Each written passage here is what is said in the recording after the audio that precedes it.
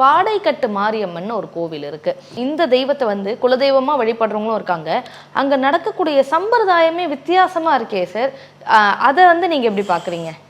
அந்த கோவிலில் பாடைக்கட்டுந்துடலான்னு இந்த பாடை மாதிரி படுத்துலாம் நடவடிக்கை எடுப்பாங்க. அது நேர்ச்சை.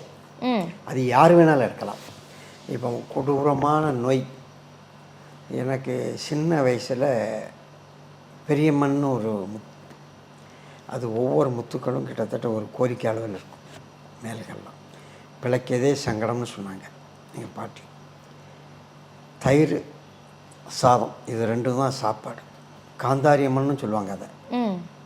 அப்போ அந்த நேர்ச்சைகள் கொடூரமாக அம்மனுக்கு மேல்கள்லாம் வச்சு மாவிளக்கு எடுக்கிறோம்னு. மாவிளக்கு எடுக்கிறதுனா எப்படின்னு கேட்டிங்கன்னா, மேலே எண்ணெயை விட்டு திரிய போட்டு விளக்குது மாவை வச்சு, அந்த மாதிரி எடுத்தாங்க. அது மாதிரி அந்த கோவிலில் கொடூரமான நோய்களுக்கு இப்போ மொட்டை ஒரு கோவிலில் போய் மொட்டை போட்டு வெளியே வரும்போது என்னுடைய அடுத்த ஜனனம் இது உற்பத்தி ஆகுது, நான் மறுபிறவி எடுக்கிறோம்னு சொல்லி அர்த்தம். அது அதே மாதிரி அந்த பாடையை கட்டி அதில் படுத்து அந்திச்சு போகும்போது அதுவும் மறு ஜனனம் தான்.